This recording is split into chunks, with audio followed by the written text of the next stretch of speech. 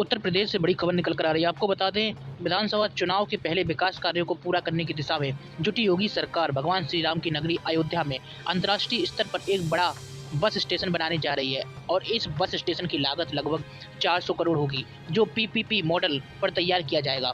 आपको बता दें, मुख्यमंत्री योगी आदित्यनाथ की अध्यक्षता में आज संपन्न हुई कैबिनेट बैठक में कई अहम प्रस्तावों पर मोहर लगी।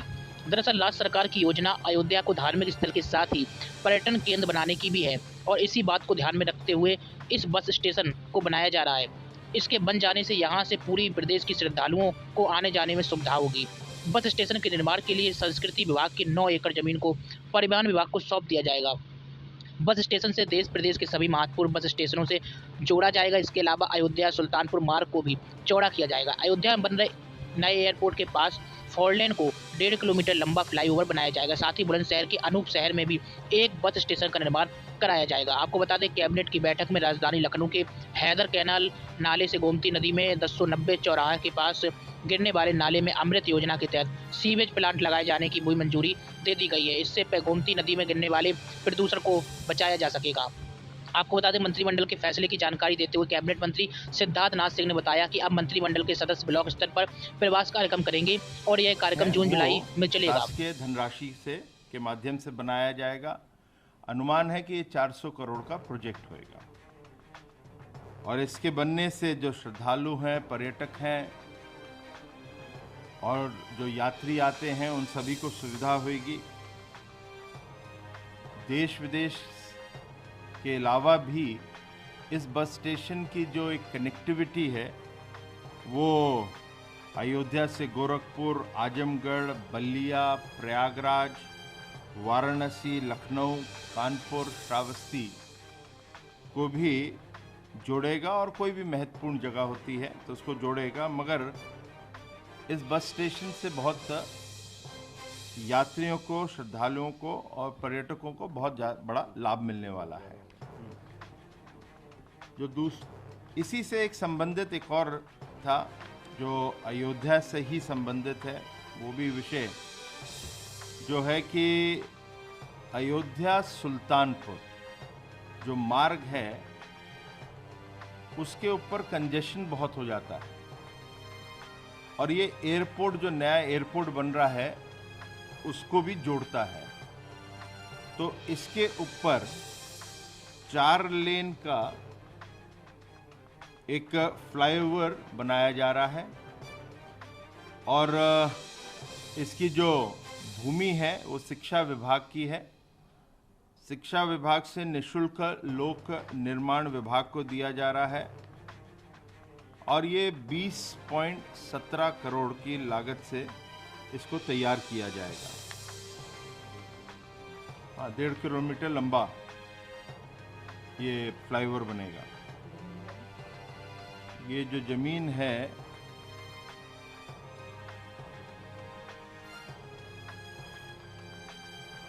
उसका अभी प्रेस नोटिफिकेशन दे दें।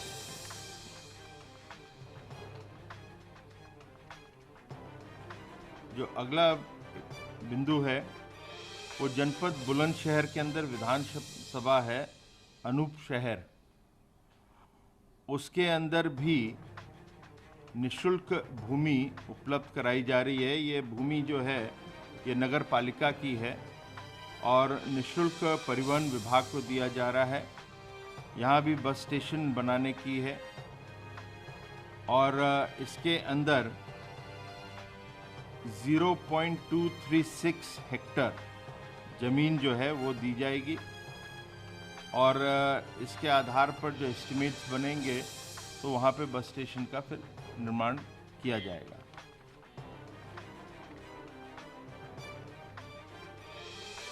ये व्यक्तिगत मुझे भी बड़ी खुशी है इसके बारे में बताते हुए, क्योंकि मेरी खुद विधानसभा का है और 284 करोड़ की लागत का आज 2 प्रोजेक्ट्स वहाँ पे दिए गए हैं मंत्रिमंडल के माध्यम से, मुख्यमंत्री जी के आशीर्वाद से। ये जनपद प्रयागराज में जीटी रोड से एयरपोर्ट रोड के निकट सूबेदारगंज एक रेलवे स्टेशन है। सूबेदारगंज रेलवे स्टेशन है, उसके बगल से एक जीटी रोड है, जीटी रोड एयरपोर्ट तक की जाती है, मगर वहाँ पे रेलवे ट्रैक के कारण वहाँ पे कठिनाइयाँ आती हैं। तो वहाँ पे एक 4 लेन का एक आरओबी तैयार किया जा रहा है। वो एक प्रकार से फ्लाईओवर हो जाएगा, खाली आरओबी नहीं है। तो ये बड़ा फ्लाईओवर होगा। और फिर उसी जीटी रोड का जो वहाँ पे जंक्शन है, वहाँ से एक चौफट्टा करके एक जगह है, वो कानपुर की तरफ 2 लेन फ्लाईओवर तैयार करा जाएगा। तो ये दोनों प्रोजेक्ट्स जो हैं वो दूसरा 2 लेन का होएगा, जो कि गोज टुवर्ड्स कानपुर साइड जाएगा। तो वो एक ही कनेक्टिविटी रहेगी, जो जंक्शन है उससे अलग अलग कर देंगे। 284 करोड़ की लागत से ये बनाया जा रहा है, और इसमें रेलवे का जो कंट्रीब्यूशन है वो 98 करोड़ का है। बाकी स्टेट गवर्नमेंट का कंट्रीब्यूशन रहेगा। इससे जो प्रयागराज के अंदर एयरपोर्ट और कानपुर रोड, जीटी रोड जो जाम लगता था, उसमें बहुत सहूलियत होगी। और साथ ही साथ ये एक प्रकार से कनेक्टिविटी जो बुंदेलखंड के जो एरियाज़ हैं, प्रयागराज से चित्रकूट, बांडा, उसके अंदर भी बहुत सुधार आएगा। फिर जो अगला बिंदु है वो जो हम लोगों के विकास प्राधिकरण हैं, उनको अभी तक अनुमति नहीं थी कि वो लोग कार्य कर सकें, जैसे रिपेयर, मेंटेनेंस से छोटे भी कार्य होते हैं, उनको डायरेक्टली नहीं होता था। तो उसके लिए वो इंतज़ार करते थे। और दूसरे जो बड़ी संस्थाएं हैं, हम लोग की कार्यदायी संस्थाएं हैं, जैसे राजकीय निर्माण निगम है, प्रोजेक्ट कॉरपोरेशन है, इत्यादि जो हैं, उन लोगों को इंतज़ार भी करना पड़ता था कि भाई इनके पास ज़्यादा काम है, तो जब तक कि ये डिलेज हो जाते थे। तो विशेष रूप से काफ़ी कार्य जो पर्यटन के विकास कार्य हैं, उस पर बाधा आ रही थी।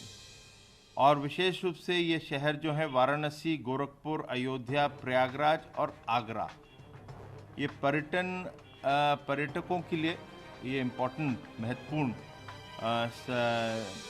जनपद हैं। तो इसके अंदर प्राधिकरण को भी जोड़ा जा रहा है। इन नियम जो है उसके अंदर प्राधिकरण को भी जोड़ा जाएगा कि आप भी करवा सकते हैं। तो इसके अंदर ये विषय आया था मंत्री परिषद के अनुमोदन के लिए, जिसको किया गया है। जो अगला बिंदु है वो लखनऊ शहर से है।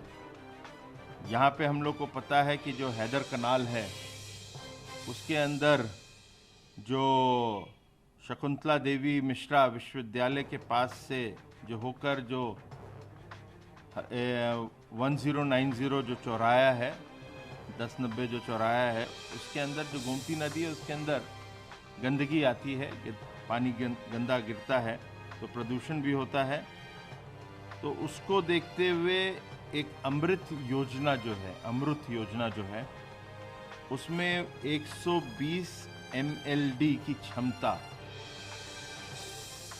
का सीवरेज ट्रीटमेंट प्लांट लगाया जा रहा है।